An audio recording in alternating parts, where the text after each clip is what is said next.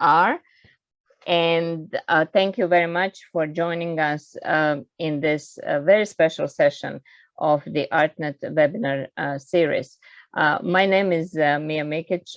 I'm the advisor at large for ARTNeT, and I have a very pleasant duty to provide welcoming and closing comments in today's session. So I will not have a very difficult job, and I will have opportunity to actually enjoy and listen to the discussion.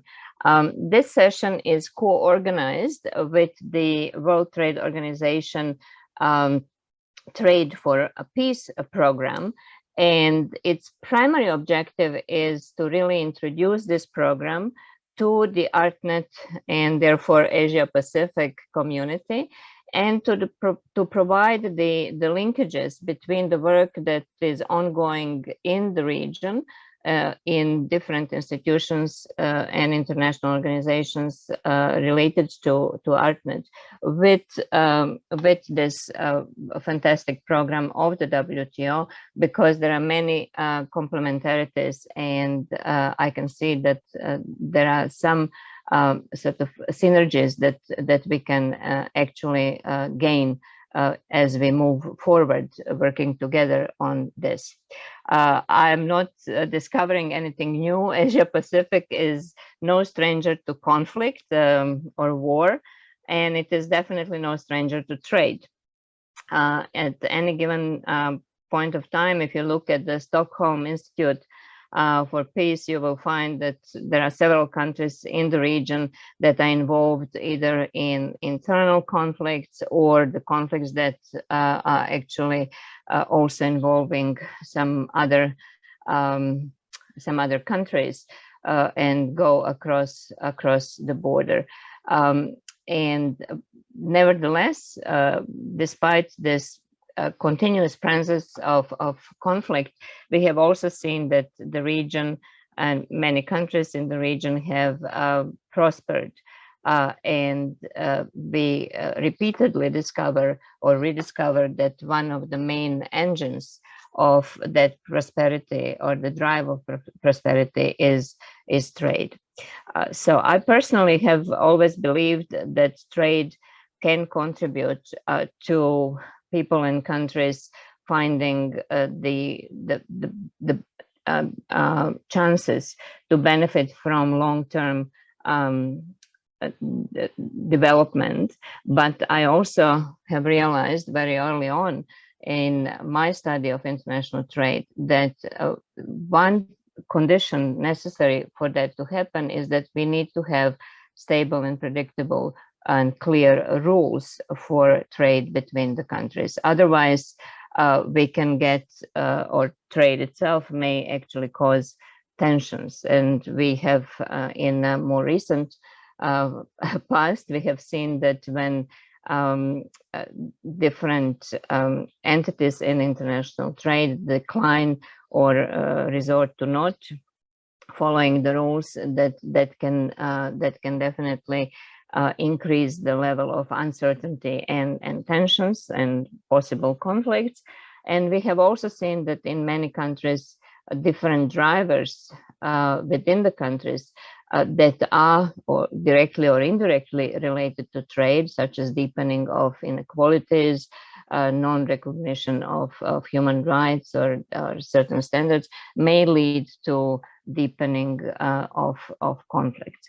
So today's session will really be a wonderful opportunity to have people that study this and directly involved in this area of research and application of these into the country's sort of development strategies, and to see how we can drive this work forward with, of course, the idea to fit everything in the long-term sustainable development agenda, as this is on top of the priorities for all of the countries.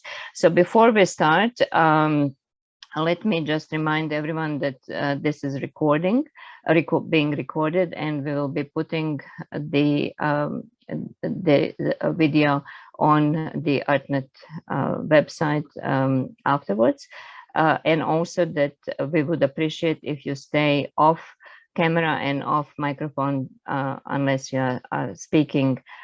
If you have questions as we move along, please put them into the chat box, and then we'll be feeding those questions from the chat box to the panelists. So we will be starting with really learning about the program, because, as I said, one of the purposes is to really introduce the program to the ARTNeT community, and it's my privilege to introduce Ms. Mariam Soumaré. She's trade policy analyst in the accessions division of the World Trade Organization, and so she will give us the introduction to the program. And after that, I will introduce the moderator who will be moderating the session. So Mariam, floor is yours.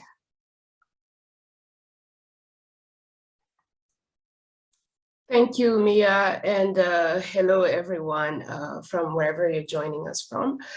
As Mia said, my name is Mariam, and I work in the WTO's accessions division. And I'm part of the team that work to coordinate the Trade for Peace program, and it's a great pleasure to be here. So today I'll be talking about the Trade for Peace program, and I'll be giving you, first I need to check, do you see my screen? Yes. Because I'm not sure. Okay, great. Let me minimize everyone so that I can see my screen too. Yeah, so I'll be talking to you about the Trade for Peace program. Sorry, I'm trying to go to the next slide, but it's not working. All right. So this is the outline of my presentation. So I'll be giving you a bit of background on how the Trade for Peace initiative now program came about. And I will also talk about the Trade for Peace program, its vision and objectives, and the pillars through which we're trying to implement the program. And I'll talk a little bit about the future outlook of the program.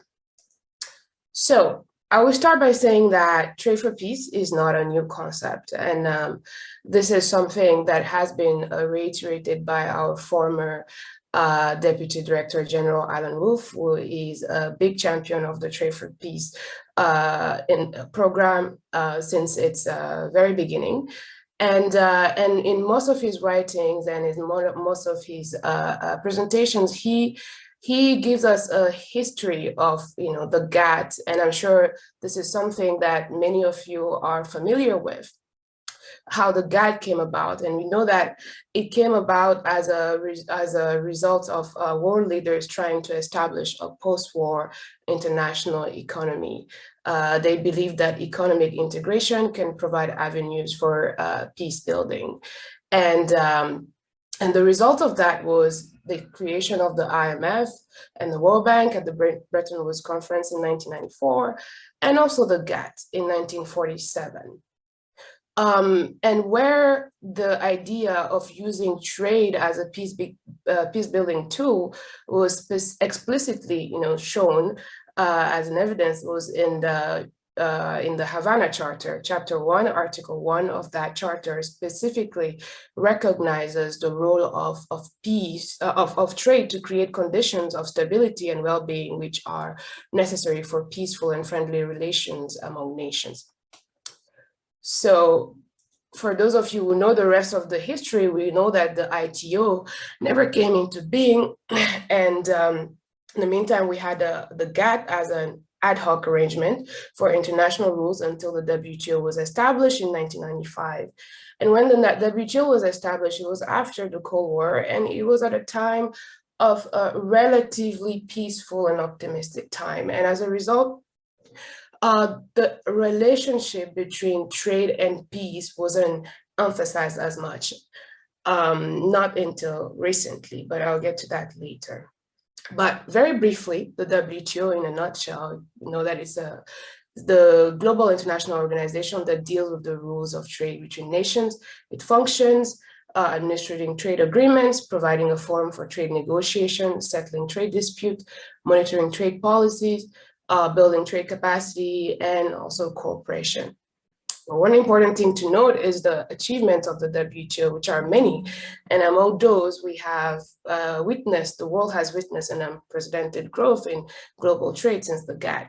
So merchandise exports have grown on average by 6% annually, and trade has grown by 1.5 times more than the global economy each year. And in 2019, total exports were 250 times the level of 1948, around the time of the GATT. This is noteworthy because this has brought about prosperity, which can contribute to peace building. But another important achievement of the WTO is the expansion of the membership. So at the time of the GATT, we had 23 contracting parties.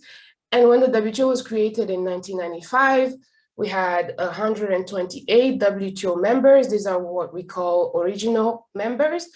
And now we have 164 members. So within that time frame, 36 members joined. These are new economies that joined the multilateral trading system, which contributes to 98% of world trade. So the countries that joined between 1995 and now account for 17% of that. So this is noteworthy. And so this is why I want to talk to you a little bit about the accession process. I won't stay too much on this, because you'll hear me say a lot, Article 12 member, Article 12 members. That's because these countries, these 36 countries, joined the WTO through a negotiation process that is governed by Article 12 of the Marrakech Agreement. This is why we call these countries Article 12. And what's important to note about this article is that it says that accession is on terms to be agreed, which means it's a process of negotiation. It's a process of negotiating enforceable commitments, which require the development of and implementation of legal, economic, and policy frameworks that are in compliance with WTO rules, international best practice. And this takes time. Here in blue, you have basically the accession process, in a graphic format so that you can understand. This process is challenging because it's a negotiating process, but as a result of it, our studies have shown that countries that have gone through the WTO accession process have experienced faster trade and GDP growth, more resilience in crisis, export diversification, and the overall improvement of the business environment. So this is just accessions in number. You know that already, that 36 countries have joined since 1995. Now 23 are in the process of joining. And it's important to note the average length of these accessions. So 10 years and 2 months on average for the 36 that have acceded, and even more for LDCs. And now with the ongoing accessions, the 23 ones, we are at 17 years plus. This can be due to a lot of reasons. As I said, it's a negotiating process, and negotiations are inherently long, they take time. And another thing is there could be the capacity of the acceding government. It could also be, the domestic negotiation processes that are involved with the accession process or the legislative reform. But another thing that can help us understand this length also is the type of economies that we're dealing with as part of the WTO accession process. So most of these economies can be categorized within these type of economies. So we have resource-based, so these are the countries that are heavily reliant on their natural resources, mainly hydrocarbon, oil and gas, oil and gas mainly. So, and then we have another type, which is economies in transition. Those are transitioning from a centrally planned economy to a market economy. And here we're thinking of all the former Soviet Union countries that are in the process of WTO accession or that have acceded, as well as we have small island and developing states, we have landlocked, and we have conflict affected and fragile states. So we know the Article 12 member 36, so this is where how we can categorize them. But when you look at the acceding governments, which are the average length is 17 years plus, we'll see that the majority of them are conflict affected. So this is a little bit detailed information of which among the current acceding government, which ones are, considered where, in the type of economy. And here we can see the 13 that are considered conflict affected and fragile. So despite the inherent challenges that these countries already face, which makes their WTO accession process even harder, they see in the WTO itself as an opportunity to rebuild their economy, or to build their economy and to promote resilience. And that is because of the many reasons I had stated earlier, but WTO accession process and WTO itself contribute to the investment climate and the business environment through all the reforms that the countries have to make, the legislative reforms. And also it strengthens the domestic institutions which can contribute to peace. It also provides an opportunity to harness trade as an opportunity to promote economic growth and equality. And also it promotes inclusivity, increasing participation of women in trade. And it can also provide a platform that can be used for developing mechanisms to prevent conflict through diplomacy, mediation, security, and many others. So we know that the two countries that joined in 2016, especially Liberia and Afghanistan, they believe in that role of the WTO. This the ability of the multilateral trading system, the WTO accession process, in building resilience. This is what they believed in, and that's what they have used to pick up their WTO accession negotiation, to advance it and to eventually conclude it. So Liberia and Afghanistan both became WTO members in 2016. And their accession have inspired many others, conflict-affected and fragile states, to want to apply for the WTO and to use it for the same reason. So we have Somalia, Timor-Leste, and South Sudan which applied for WTO accession in 2016 and 2017.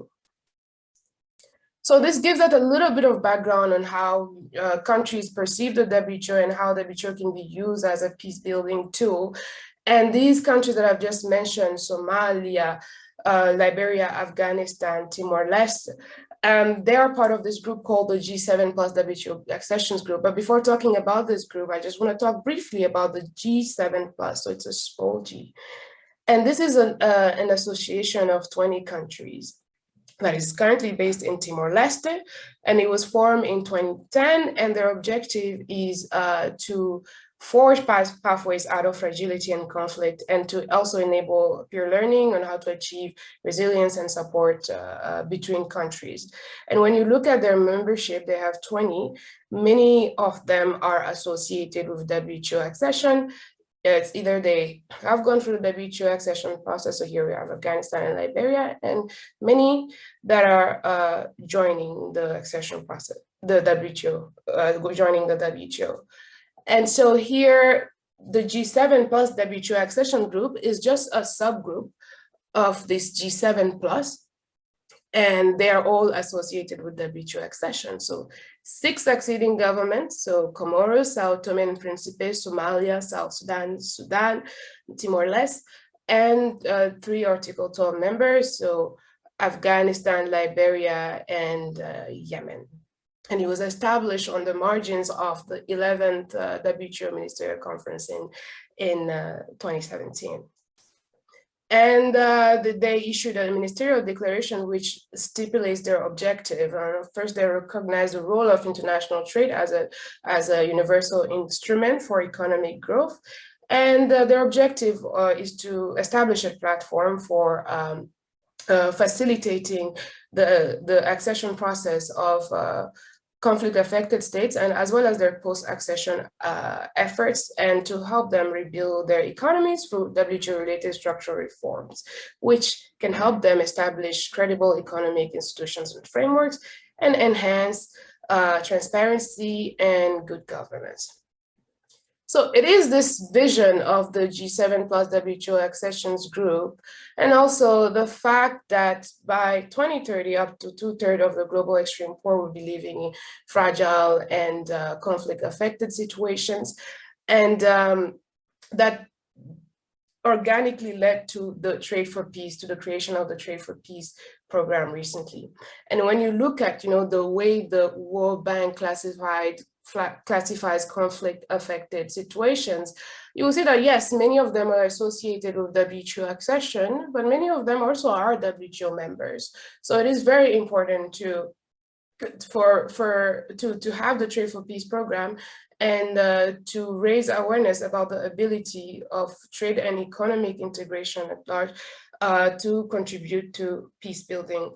And so not just accession, but many other. So the vision of the Trade for Peace program, it is to promote the rules-based multilateral trading system, the WTO, as a peace-building tool by highlighting its role, the role of trade and economic integration in security, in the security, humanitarian development field. And the program calls for collaboration between the trade and peace communities, by breaking down the silos, to come together and not work, on our respective responsibility, but come together because we believe that not a single institution has all the power to do everything.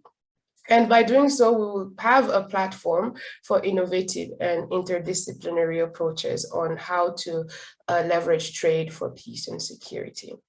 So our approach, how do we do that? We aim to fulfill this objective through collaboration, cooperation, and co-creation. So again, collaboration is very key. And we aim to do that through 4 pillars: political engagement and partnerships, public dialogue and outreach, research, training, and capacity building. So the pillar 1, political engagement and partnerships, so that, as the name indicates itself, create and strengthen partnership with the trade, peace, and humanitarian communities to enable information and knowledge sharing, as well as coordinated action. And this particular pillar is channeled through our Trade for Peace network, which was established in March of this year. And it constitutes of very many different international organizations working on peace and working on trade as well as NGOs and non-governmental organizations, as well as academic institutions. And this was launched officially in March 2021. And the goal is for this network to meet regularly to discuss different issues on the trade and peace nexus, and to also discuss the Trade for Peace work program. The second pillar, public dialogue and outreach. This is really about engaging the general public and also bring awareness to the trade and peace nexus, and also to foster an inclusive understanding and conversation on issues related to trade and peace. And events like this, for example, are part of this pillar. And this is channeled through several activities. And most recently in November, we had the Trade for Peace Week. And we also participated in the Geneva Peace Week, Geneva Trade Week, UN High-Level Political Forum. And an innovative way through which we also implement this pillar is through our Trade for Peace podcast. If you haven't heard of it, you should check it out. It's a very good podcast. And so here, the goal is really to explore different nexus of trade and peace through different perspectives. So we have policymakers, but most importantly, we try to highlight the voices of those on the ground in conflict affected states trying to make a difference. So you see here, for example, we had an episode with young Afghan entrepreneurs. We had an episode with 2 phenomenal women from Iraq, in Iraq working. And then we have an episode on Yemen. We had a special episode again on Afghanistan. And we had an episode focusing on Sudan and South Sudan and Liberia. So quick plug, we're available on most audio platforms. So pillar 3, research. The focus of this pillar is to gather and contribute to the theoretical and empirical literature on the relationship between trade and peace. And here, again, in the spirit of collaboration, co-creation, we have created the Research and Knowledge Hub in July of this year. And this is just a subset of the Trade for Peace network. And these are individuals who are highly involved in research on peace and trade and the nexus, to meet regularly and to discuss avenues for research. And as part of this, we have issued this year a call for papers, and I'm sure some of you are aware of, which will, and the results of the call for paper and the selected papers will feature in a publication on Trade for Peace, which we hope to publish next year. And as part of this pillar, again, we are working on a Trade for Peace index in partnership with the Institute for Economies and Peace. And the last pillar, this is training and capacity building. And this pillar aims at basically disseminating knowledge. And the goal is to organize learning opportunities on trade for peace and related issues. And activities under this pillar is very much dependent on the activities on the research pillar, but the goal is to eventually create an executive master's course on trade and peace based on the findings, of course, of that pillar. So the future outlook, so our goal is to build on these pillars and continue to evolve and expand and reflect on changing global landscape and incorporate the insight of the diverse Trade for Peace partners, including the insight that we'll be having today at this webinar. So that is our goal, and we do have a few activities. We have a lot of activities actually coming up in 2022, and this is just a few that I'm just listing. We have several meetings of the Trade for Peace Network, of course. We'll have the Trade for Peace Conference, and of course there is the publication that we plan on having. And we also have more Trade for Peace podcast episodes in store for you. In fact, today we will air an interesting podcast that will focus on measuring peace. So please stay on the lookout for this episode. With that, I thank you for your attention, and please stay in touch with us by email. Feel free to check out our website and stay in touch via most social platform. Thank you, and I look forward to listening to the interesting insights of our panelists today. Thank you, Mariam, very much for this wonderful introduction into the program. I think what is very important to understand is that the program is organically grown from the countries that have experienced conflict and have put so much hope and lots of aspirations into building long, stable development process through engaging in trade and in the rules-based trading system. And so I think this is very important to understand. And I definitely support your call to listen to the podcasts.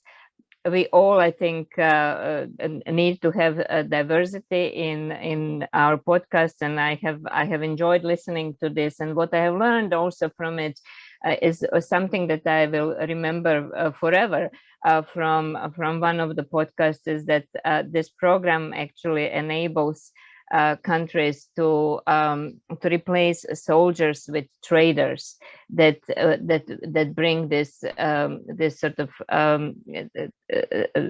further effects of economic engagement and work and income and stability. So definitely is worthwhile to listen to these podcasts, and then also for our academic institutions to really try to engage in the program in this pillar of research that you will have. But let's if there are questions, we can return to you later. But let us now move on with, as you said, a panel that we are all excited to listen to. And I would like to invite our moderator, Mr. Mustafa Sadni Jalab. He is Technical Assistance and Academic Networks Coordinator of the Academic Outreach and WTO Chairs Program of the World Trade Organization.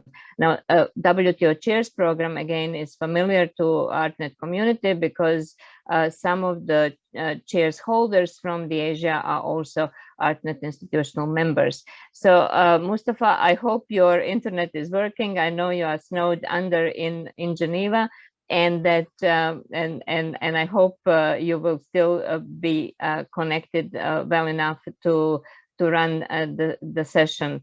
Kindly introduce the panelists and take over from me. Thank you so much, Mia. Can you hear me? Yeah. Yes. Okay, good. No, very well.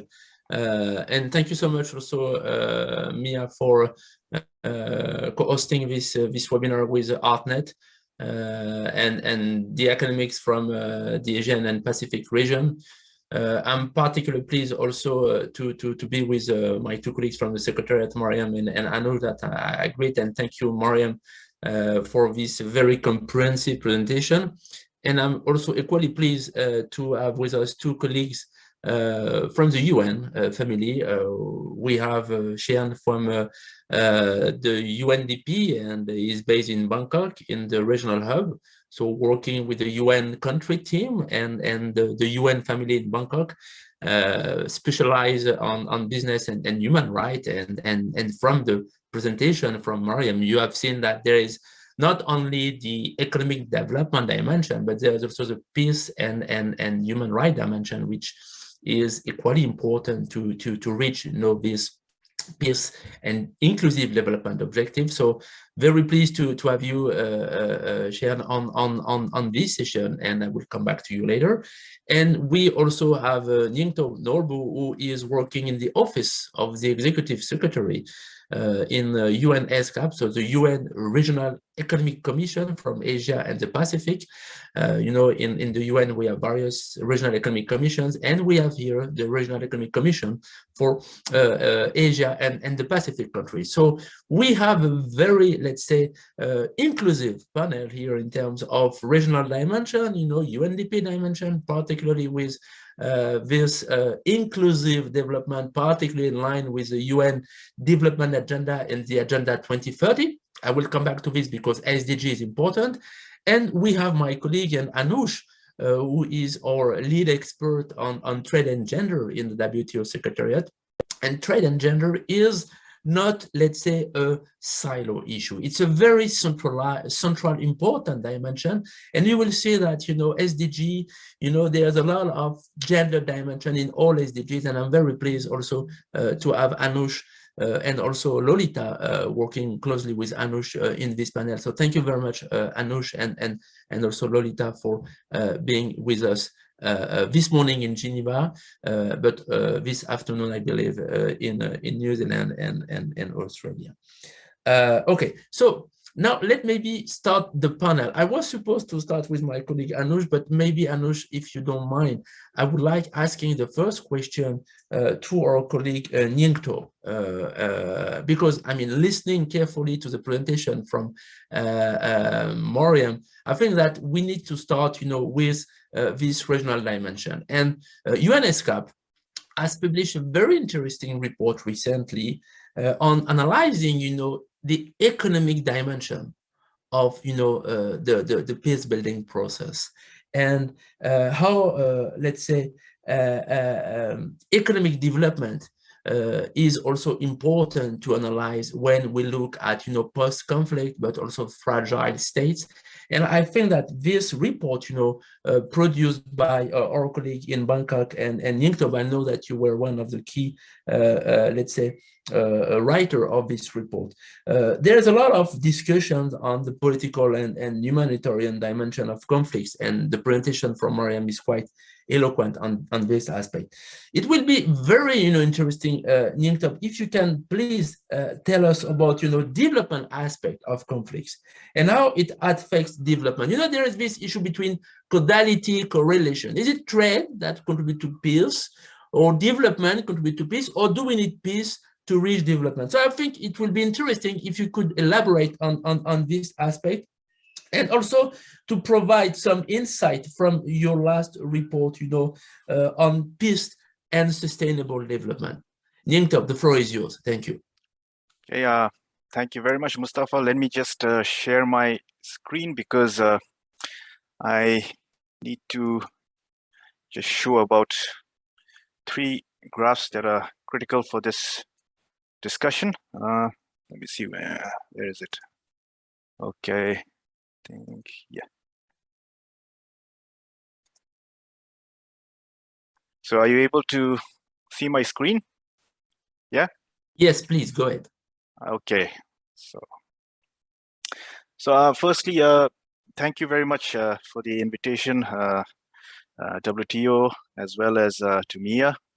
I think it provides a great platform to exchange our thinking on these issues. And before addressing your question, Mustafa, I thought it would be appropriate to start by just highlighting a few qualifiers for my response. First, it's been over 3 years since the report that my presentation is based on was published. So some of the numbers may be outdated, but I think the general lessons still remain valid. Second, in the report, as you mentioned also, we try and abstract from the more complex political and historical underpinnings of conflict, of peace and conflict, and we try and focus more on the nexus between sustainable development and how it can sustain peace.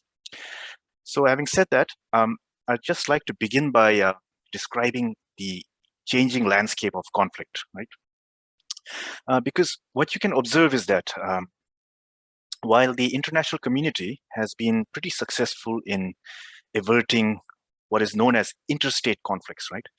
And interstate conflicts are conflicts that take place between states, between nation states, between countries or groups of countries, right? So the international community has been pretty successful in averting these type of conflicts, especially since the end of World War II and the Cold War. But more recently, what we observe is there is this rise in a new type of conflict, right? And these are called intrastate conflicts, okay? Conflicts that take place internally within national boundaries. These could be ethnic conflicts, these could be conflicts over natural resource access, and so on and so forth, right?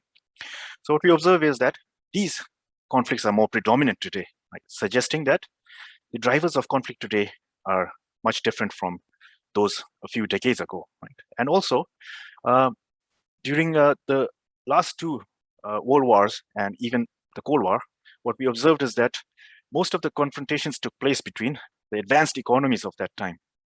But today, most of the countries that are in fragile situations are countries that are socio-economically underdeveloped, right? So this suggests that there is perhaps that the domestic socio-economic factors play a more important role in explaining them today, right? And the 2030 Agenda for Sustainable Development specifically and explicitly recognizes in the preamble that sustainable development cannot be realized without peace and security, and peace and security will be at risk without sustainable development. So there's this strong emphasis, and the 16th SDG, peace, justice, and strong institutions, is specifically devoted to that. Right? So now moving on to some empirical work in the field, evidently, and as you can see in the upper left panel of the slide, you can see that graph there, right? That countries that can sustain peace and mitigate the risk of conflict tend to achieve higher levels of human development. So On the y-axis, you have the Human Development Index, the attainment levels, and on the x-axis, we have the Fragile States Index. That's an index that tries to capture also some dimensions of conflict. And you see this clear negative relationship between these two parameters. Right? So there are numerous frameworks that could be used to explain this, but if we just focus on one simple framework that conceptualizes this, and it's referred to as the conflict human development trap, right? So essentially, low levels of human development increases the risk of conflict. In turn, conflict can destroy economic and social capital and undermine human development. To elaborate a little more, stable and conducive societies tend to attract more capital, right? Especially longer-term capital. This is something that Mia alluded to also earlier, right? And this promotes longer-term growth, not just sporadic episodes of growth, right? But longer-term growth, which is critical for peace, for sustaining peace, right?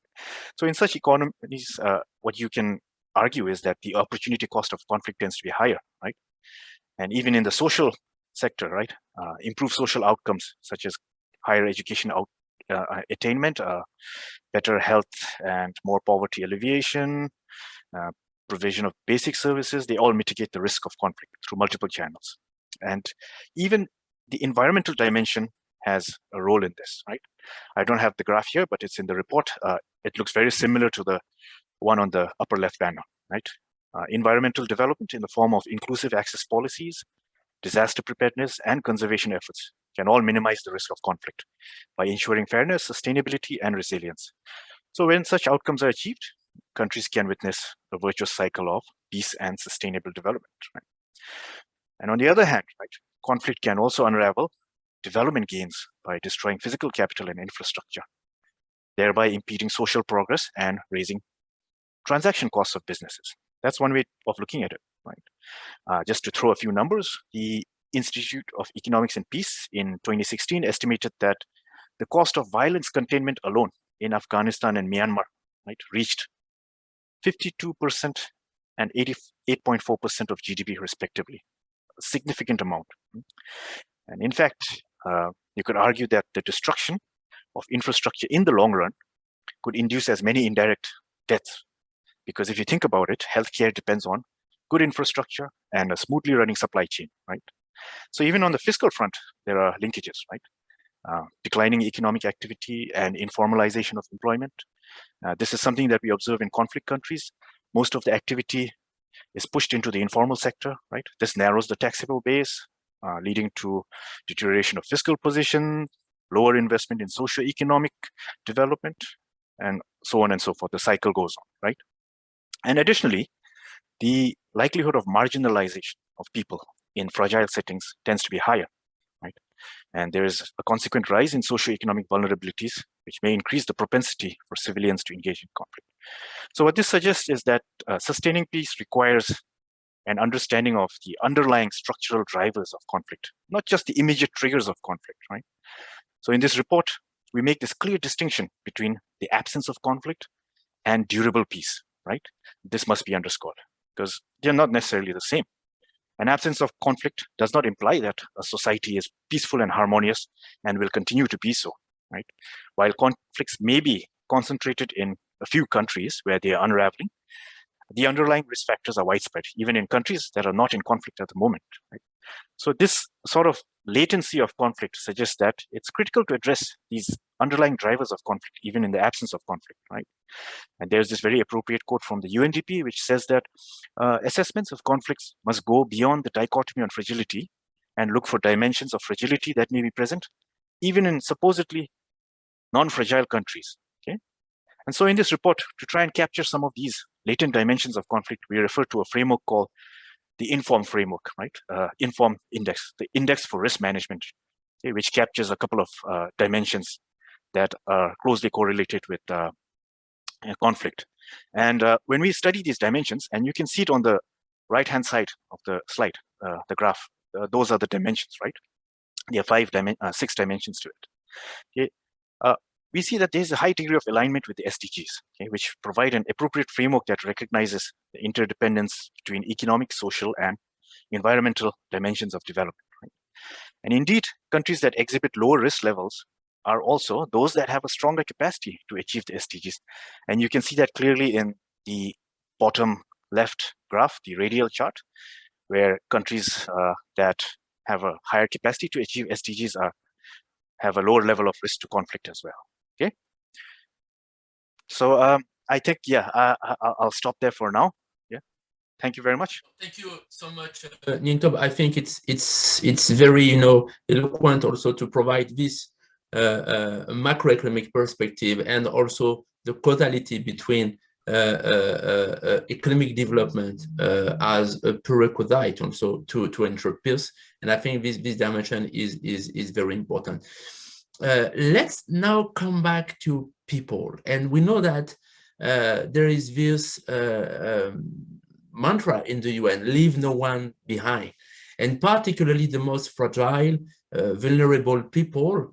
And here I would like to come to Anush, and particularly I would like to Anush to let us know how trade could support women, as a driver of economic welfare in conflict or post-conflict, done. We have seen from Nyingtob that there is this, let's say, guiding principles, in terms of SDG matrix, but also in terms of preconditions to ensure this stability. I would like here now really to have, Anush, your insight about how trade could really support, women as drivers and also increase economic welfare and leave no one behind, particularly the most vulnerable, the youth, but here the women. Anush, please, the floor is yours. Thanks. Thank you, Mustafa, and good morning, good afternoon to everybody. Just before I start, just, whenever you say that women are fragile, I think, women are super resilient. So they are in fragile, they are in fragile situations, but themselves, they are really super strong and super resilient. So just, a little note. So to answer your question, I will focus on the pre-conflict period and then during the conflict period, maybe leaving the post-conflict period to later in the discussion. And in the pre-conflict period, I would say that women's participation, it can support economic growth and sustainable development, which are two pillars of peace, actually. And actually, we can say that women constitute an economic force. The more they are involved in the economy, the more they grow. We can see from data from the IMF, for example, that increasing women's participation in the labor market to the same level as men's could raise some countries' GDP up to 34%. If we look more recently in Afghanistan, for example, women represent actually 22% of the country's workforce. And some projections have been made, and restricting women from working could result in an immediate economic loss of about $1 billion, which is about 5% of the country's GDP. So you can see that women play this role. And if we invest in them and integrate them in the economy, it has an impact on job creation, on economic diversification, on innovation, entrepreneurship, poverty reduction, and development. I would focus on some of these aspects, not all of them, to just manage the time. But for example, on job creation, if we look at women entrepreneurs, for example, they are job creators for themselves and others. And the WTO in 2019 and 2020 has conducted some different regional surveys in South Asia, East Africa, and Latin America. And we found out that about 60% of the workers employed by women-owned companies are female. Sorry. In terms of economic diversification of countries, women tend to be involved more in the services sector than fostering diversification. For example, some countries like Saudi Arabia are actually including women's economic empowerment in their new economic diversification strategies. So recognizing really women's key role in the economy. In terms of, I would say, poverty reduction and development, most women reinvest in their family.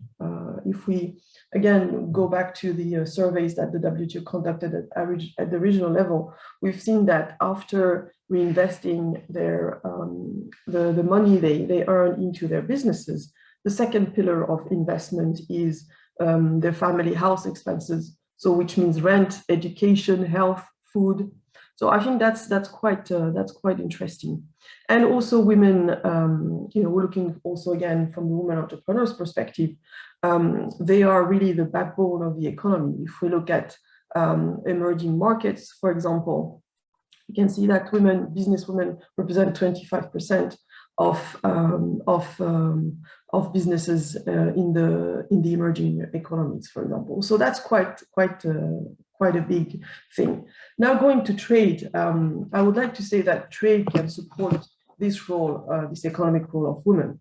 And trade policy include gender perspective, and they support, for example, women's employment in trade through some, for example, financial incentives to hire women in export sectors, for example, or they support also better working conditions for women, bridging wage gaps, transforming unpaid care work into paid work.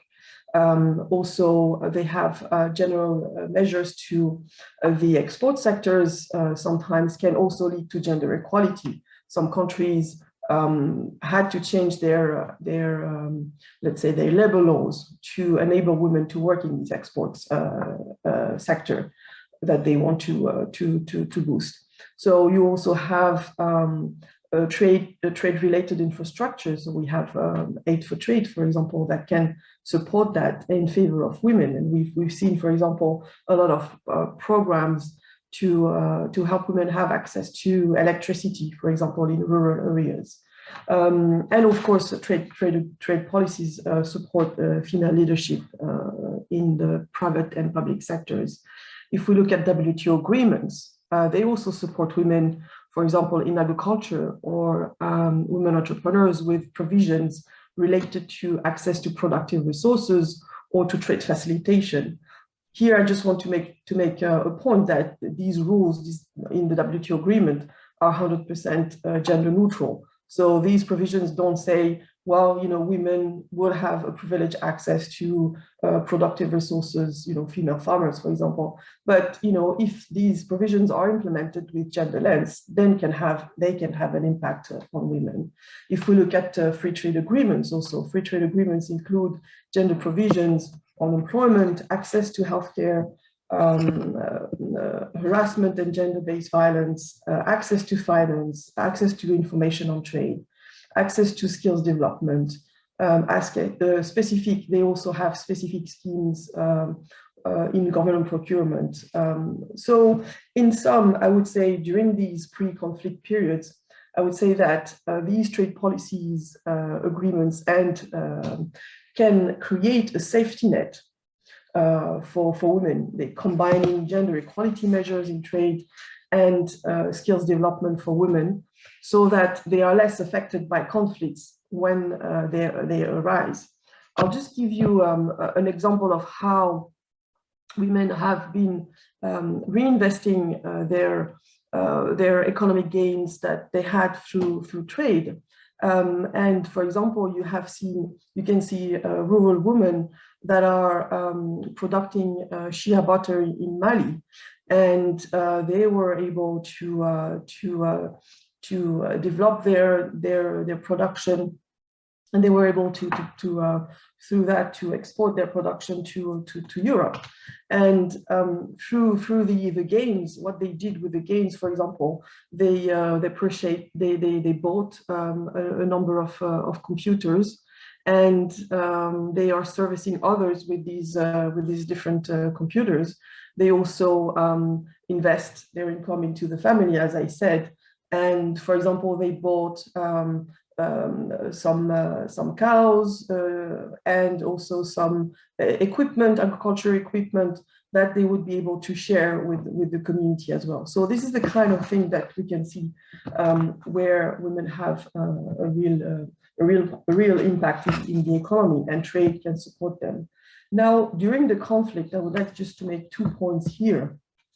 is that during a conflict, women economic empowerment can be a real challenge. And if we analyze where women work, we can see that women work mostly in sectors that are more affected by conflicts. I would like to take the example of tourism or food production. And actually, both are export-oriented sectors. And because of conflicts, for example, tourism stops, obviously, and also infrastructures are destroyed. And women and the tourism sector, and actually the tourism sector can be a sector to rebuild the country post-conflicts in terms of, for example, image, and then, in terms of image means also in terms of investment. There women can play a key role. I mean, they constitute at the global level about 50% of people employed in the tourism industry. We can see that a vast majority of women in various regions are the ones that are managing tourism businesses. So I think that's something that could be quite an important sector to focus on post-conflict as well. In terms of food production, we can see that 4 in 5 women who have paid work in conflict-affected countries work in agriculture. And in more general terms, if we're looking at women in agriculture, they are often cross-border traders, and they are the guardians, actually, of food security. So they bring basic commodities to regions that don't have access to this kind of goods. And if we look at the data, for example, some data in Africa, we can see that in South Africa, in the region of in the Southern Africa Development Community, we can see that women contribute to 60% of total food production, for example. They also have contributed to about $20 billion annually in value of trade in the region. In West Africa, it's about similar. There are these informal cross-border traders in essential food account for about 30% of total trade in the region. So during wartime, we see that access to land is made difficult, almost impossible. And when we see that, we have 4 in 5 women working in agriculture in these conflict-affected countries, then this is something that is quite key to preserving the food security of regions as well, not just the countries themselves. And because we see that because of war, women have to leave their homes, they become refugees, and then when they come back, their land has been taken away from them. And actually, in most countries, women don't even own the land where they work on. So that's also something which can be looked at in post-conflict periods. One last point I would like to make is also to say that war can also be an opportunity. I mean, I know it's maybe a bit cynical to say that, but if you look at, for example, if you look at the informal sector, women are already highly represented in the informal sector in peacetime. If we go back to Afghanistan, for example, we can see that 96% of women-owned businesses are completely unlicensed. So that's really the reality. And so already women operate, in the sidelines of the economy. And during conflict, they take the lead of the informal economy. We can, during conflict, we call it the survival economy, actually. And so they use trade, actually, to develop their informal businesses or trade. And in a way, informality can be a lifesaver, actually. Not only they are key actors of this sector, but they actually become the sole breadwinners, actually. They are the heads of the family, and they become leaders, actually. And from leaders, they go to being peace activists. And so we can see the evolution of these women, where they were mostly not so much, let's say, integrated or being, taking the lead on the economic side. And because of the situation, they are the ones that are doing that. If we look at, for example, women that are in refugee camps, actually they are creating small informal businesses. They are creating networks as well, because they are not restrained in their mobility. They can just go around and meet other women and do trade with them. They often go across the border to get some goods, food, essential products, bring them back to the camp, and then do their trade there. The fact that they are building this net of networks, it's quite interesting. We see, for example, in former Yugoslavia, that women became itinerant traders. They're creating, as I said, women networks, and they, to transfer money, products, provide jobs as well, often also trading medicine. So I think, this is something which is quite interesting to see. And then, I would conclude for this segment that actually this is something that needs to be harnessed. This new role and these new businesses, for example, they need to be harnessed after post-conflict, I would say, especially because we see that through these different trades, women are really taking control of their income and their earnings. And I will stop here. Thank you so much, Anush. I think it's extremely important what you said, and particularly how to move from the vicious circle of war to the virtual circles of economic development, and the role of trade policy, and women empowerment. And thank you also for highlighting all the fragilities. And when I say fragilities, it was also the difficulties, the vulnerabilities. I mean, you are moving from informality to formality. No social protection to a system with social protection and safety net. So when I was mentioning fragilities, is really this aspect, because we all know that women are super resilient. And what we have observed from COVID-19 in many countries, and particularly in Africa, Cotton I know quite well, is that countries were able to stay alive because women were really behind also the economic recovery and the Build Back Better strategy. So thank you very much, Anush, for bringing this dimension, this also economic businesses dimension. And it's a perfect transition with Shan, who is working in the UNDP in Bangkok, and there is this framework in the UN, and particularly also with UNHCR, Shan, which is implementing the UN Protect, Respect, and Remedy framework, which is a very interesting framework that Ashar has developed. And I know you have been working also to end adverse human rights impact, in what you call the global supply chains and the corporate responsibilities. And I think also what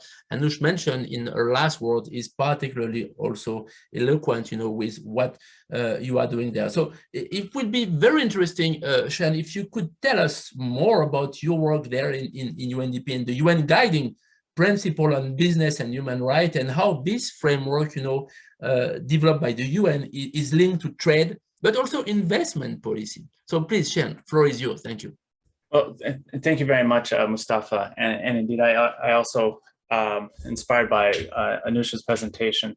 And in fact, Anush, we're working on research right now on the development of infrastructure in Indonesia and the impact that that's having on women, both positively and negative, both as workers in charge of infrastructure or employed by infrastructure projects, but also as consumers and as landowners who might be adversely impacted. So the dimensions of the gender dimensions of trade are rich. The gender dimensions of the business and human rights agenda are also very strong.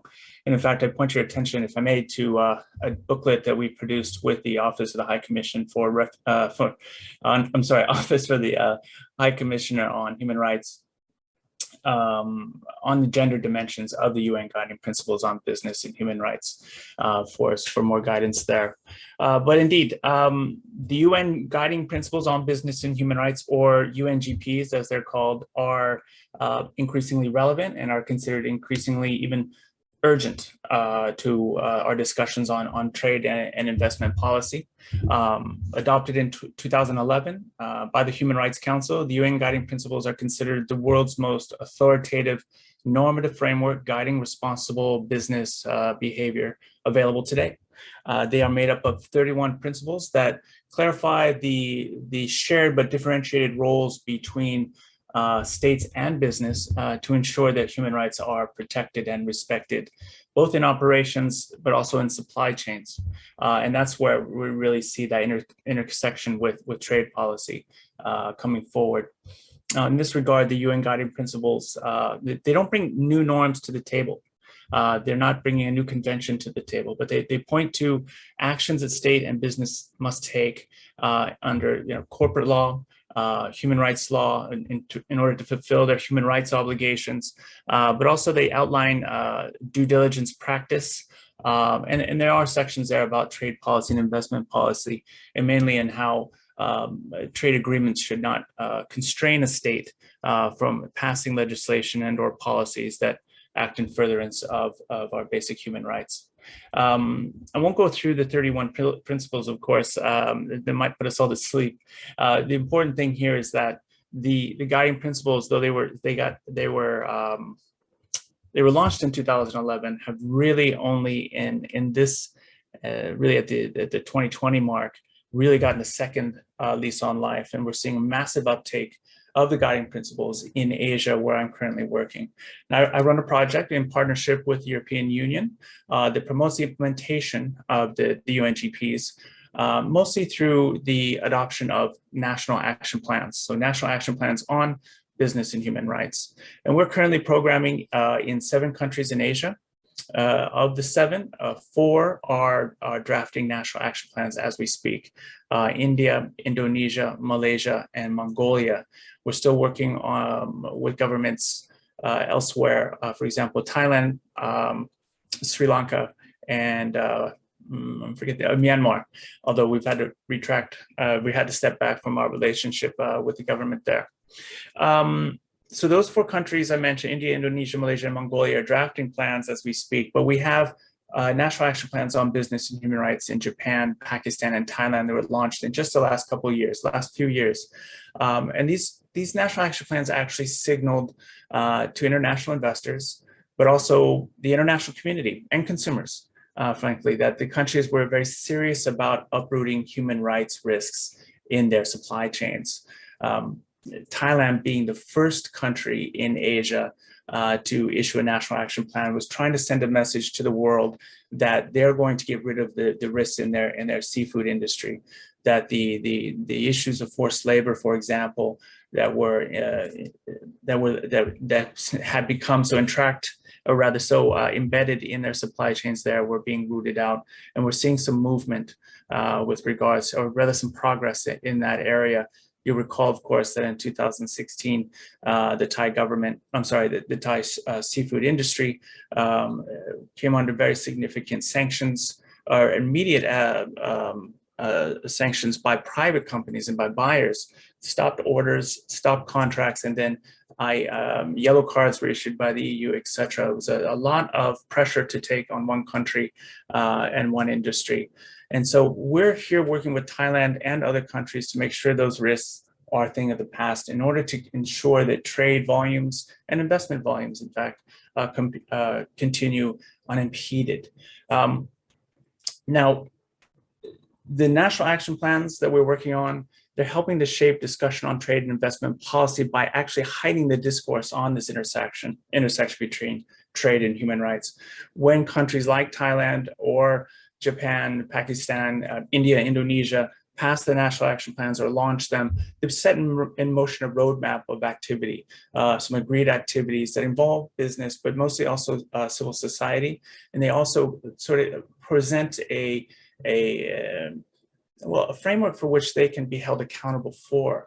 And what that means is that a country will typically list issues that are most salient from a standpoint of the Sustainable Development Goals, and most salient in terms of its human rights profile. So, for example, Thailand has picked a focus on the environment, has focused on its national action plan on migrant labor. It's focused its national action plan on the defense of human rights defenders, and of course also the extraterritoriality of the behaviors of some of Thai companies, which have gone very, very large in recent years and moved into places where the rule of law deficits are very low, for example, in neighboring Southeast Asian countries. So these national action plans, again, they heighten the discourse, they heighten the awareness of people of the risks that are in their supply chains, and therefore they're getting they're getting more and more international attention.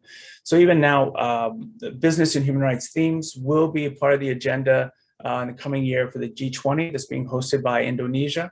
We also understand from friends in MOFA that Thailand will embed some business and human rights themes in the APEC meeting that will be hosted in November.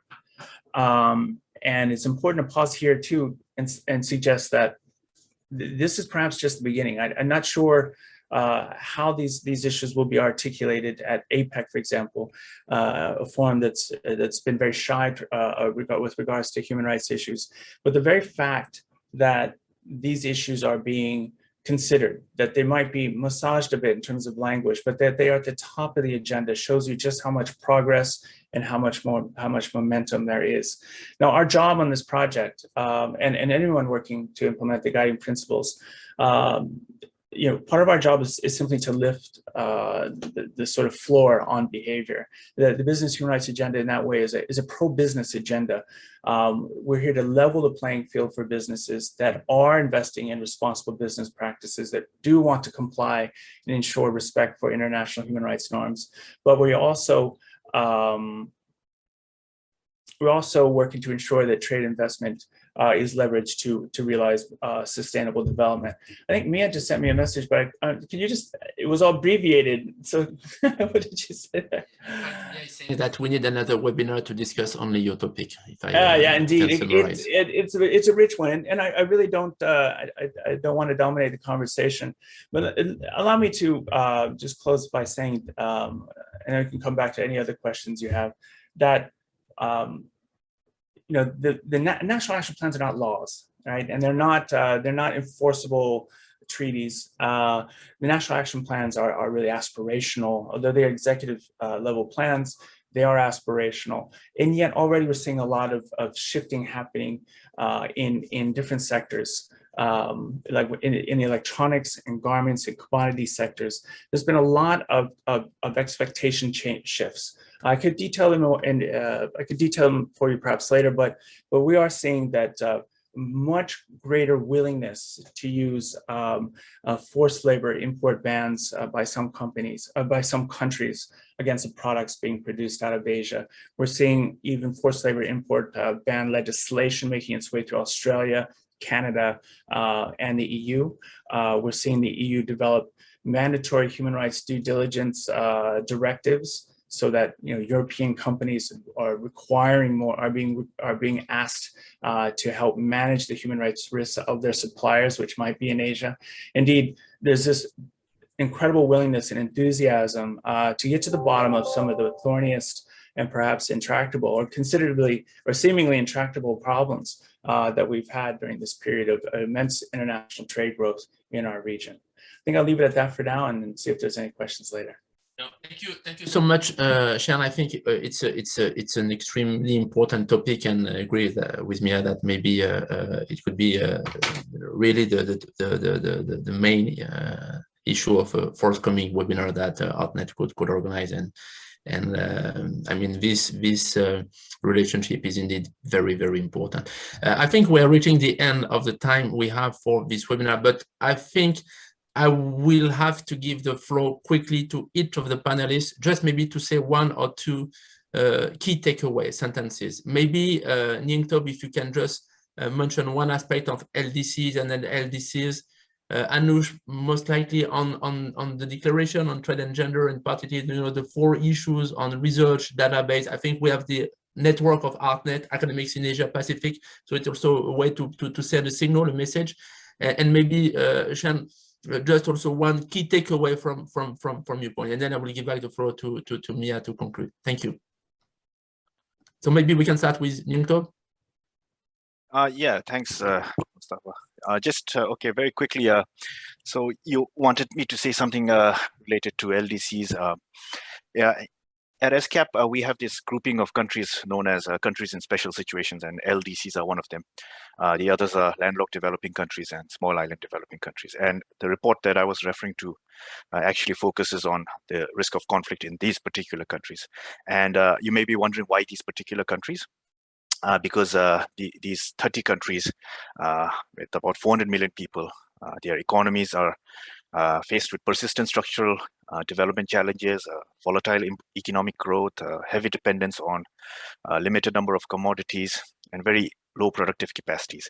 And if I take you back to the Inform Index that I told you about earlier, in the Asia Pacific back then in 2018, 11 countries in the region were classified as high-risk countries, and out of those 11, 5 were countries in special situations, some of them LDCs. But these are 5 countries out of over 30 countries, right? So again, why the focus on these countries, despite just a small proportion of them being classified as high risk? Like I said, it's due to their unique structural impediments to development. They face, coupled with resource and most importantly, institutional capacity constraints. And this is why it's very critical to focus on these countries, because if we look at the underlying drivers of conflicts, especially on the socio-economic front, as well as the institutional and infrastructure fronts, they appear to be very vulnerable. And you can look back at the chart that I showed you. I don't want to take too much time because we're out of time. So if you want any more details, please visit the website. The whole report is available. Thank you. Thank you very much once again. Thank you. Thank you so much, Nito. And we'll circulate also to the participant the link of the report. Thank you so much, and also thank you for your work in ESCAP and this report and your contribution. Anush, maybe please also if you can provide some concluding in 1 minute. Thanks. Yes, thank you, Mustafa. In 1 minute. So just a couple of points, and then I will talk about the declaration in very briefly. So I just wanted to also highlight that if we look at the trade agreements, they also include provisions that would help rebuild in a more inclusive manner. Actually, we have specifically 2 free trade agreements that include gender provisions addressing women in conflict zones. Some others are really integrating more general provisions, but they can be applied with, if they are implemented with gender lens, they could have an important impact on women. Another point I wanted to make in this webinar was to say, aid for trade is a very important tool for reconstruction. Obviously, if we look at all the 5 categories of aid for trade. Trade policy, trade-related infrastructure, support of productive resources, and so on. So we have, that tool, and actually gender is part of aid for trade since it was created. And if you look at trade policy making, if we look at infrastructure or the support of the private sector, obviously, if we implement these aid for trade programs with gender lens, again, focusing on women, they can have an impact just on infrastructure. If we're rebuilding roads, we should integrate the issue of road safety, because those cross-border traders, they walk on these roads, and these roads can be very, very dangerous for these people. So, these 2 additional points. Another point I want to make is the violence made against women during conflict and post-conflict as well. We've seen in history and even in recent history that, for example, rape has been used as a weapon of massive destruction, and the economic impact of violence against women has been is extremely enormous. It's about something around 2% of the global GDP. So it's about 1.5 trillion US dollars. So violence against women costs a lot, economically speaking. And I think this is something that also needs to be addressed. And we can see in trade agreements that we have provisions on supporting women in these situations. Now in the WTO, we have this declaration on trade and gender equality. It's the first formal declaration that will be adopted by 121 WTO members at the ministerial conference when it's going to take place. As you know, the 12th ministerial conference was postponed due to COVID-19. And so possibly early next year, we will be able to resume the meeting. And this declaration is absolutely, I would say it's really historic, because it gives members a strong mandate to work on these issues. And actually, as part of the declaration, they are taking action, before they would say, okay, let's explore the issue. And so they've taken the time to do that. But now with this declaration, they say, we want to focus on improving data collection.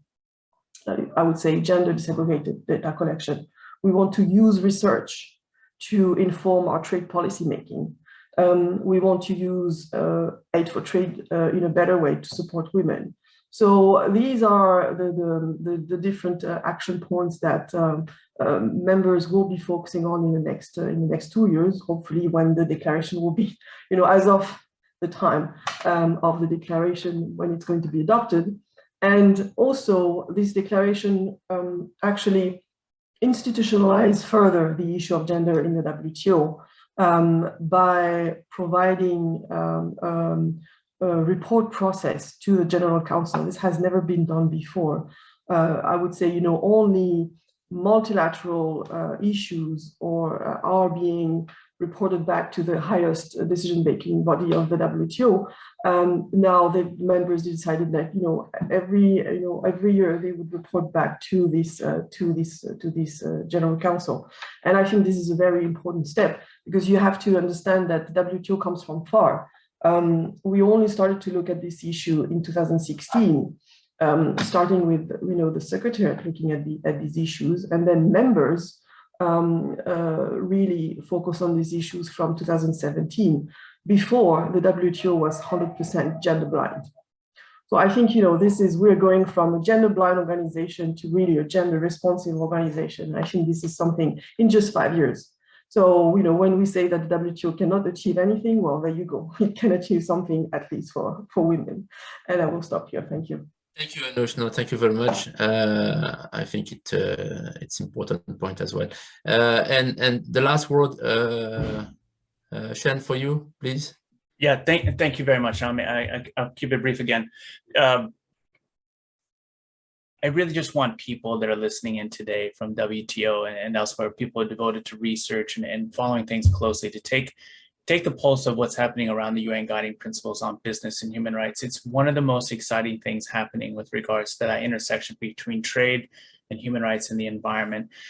It's very difficult nowadays for people to argue that trade, human rights, environment should be delinked, that they should be in separate tracks of negotiation, what have you. It's almost impossible, in fact, to actually get trade agreements like that off the ground. And we know that from long talks with EU trade counselors and others, both here in the region and back in Brussels. And I only mention the EU because they're my partners and I know them the best. But indeed, the European Union is driving very forcefully, but also North American and the Japanese are very much invested in making sure these guiding principles come to life elsewhere, and they will shape trade relationships. They, in fact, are already shaping trade agreements. The EU-Vietnam Free Trade Agreement, for example, and its sustainability clause, an item I might have gotten to if I had more time, is considered the most progressive trade agreement, perhaps in world history. And it comes exactly at that moment that you're getting this lift on the guiding principles. I'm not saying one caused the other or that there is that causal relationship, but certainly there is a correlation there. And it's important for us to identify too that well, most of us have gotten interested in trade because we believe that trade creates jobs, increases productivity, greater consumer choice, reduces poverty. In some parts of Asia now, trade is synonymous with its risks, with forced labor, with land grabs, deforestation, and subnational conflict. And for that reason, we all have a really difficult job on our hands, a really important job on our hands to turn that narrative around. And so let's use every tool at our disposal, whether it be the movements happening at WTO on gender, reports coming out of ESCAP, or indeed the UN Guiding Principles on Business and Human Rights. Thank you so much, Sean. I think it was the last word of the session. Thank you so much, Anush, as well, Nintob and Shin for all your contribution. Also, would like to thank Maria, my colleague in the Secretariat, for the very comprehensive presentation. I think I was not very good in managing time. We are running out of time, but we're also starting with some delay. So finally, I'm rather satisfied with myself.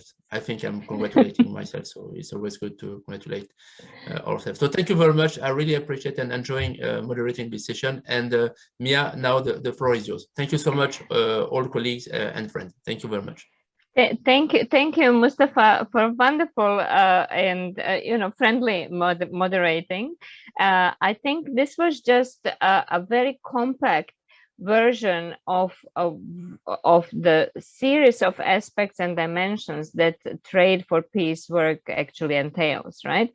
So we have learned from how research can contribute to better understanding of the linkages and where do we need to actually invest then further efforts to stabilize the countries for the long-term development prospects. We have learned about one group like women being instrumental actually in converting maybe conflict into opportunities for building peace, and we have learned also about business, how it should actually by introspection, how it can change actually the game to complement these efforts of more inclusive development.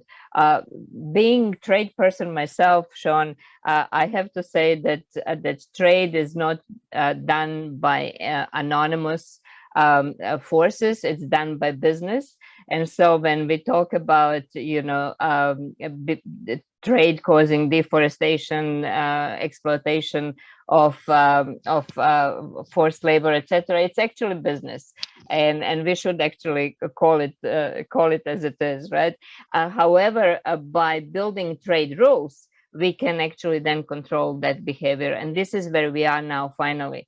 As Anush said, trade rules always try to claim gender neutrality or blindness, environmental neutrality, inequality neutrality, or everything, right?